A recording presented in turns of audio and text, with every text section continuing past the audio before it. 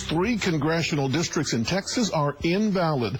One of those is the 35th congressional district right here in Central Texas, represented by longtime Congressman Lloyd Doggett. CBS Austin's Courtney Schoeneman talked to Doggett about this ruling.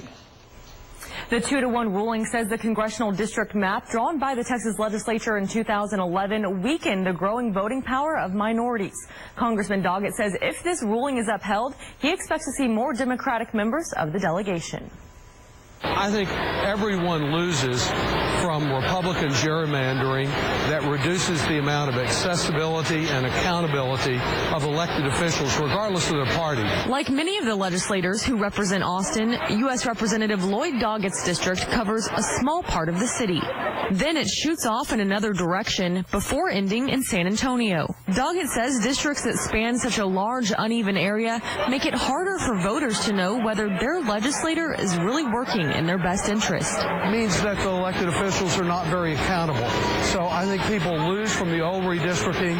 I hope that the court will be able to get us more equitable districts, and they'll be followed in the future. Members of Travis County's Republican Party followed the decision closely.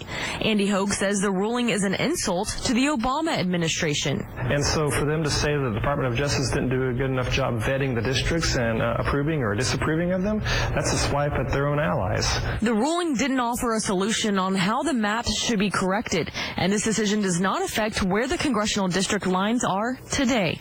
We know this has been up and down to the Supreme Court many times. I'm going to proceed on the assumption the district will remain about the same. Now, this ruling isn't the final say. Legislators now have to come up with new maps to send before the judges. But before that happens, Texas Republicans could appeal this ruling or ask the Supreme Court to block the ruling while it. Reporting live, Courtney Schoeneman, CBS Austin News.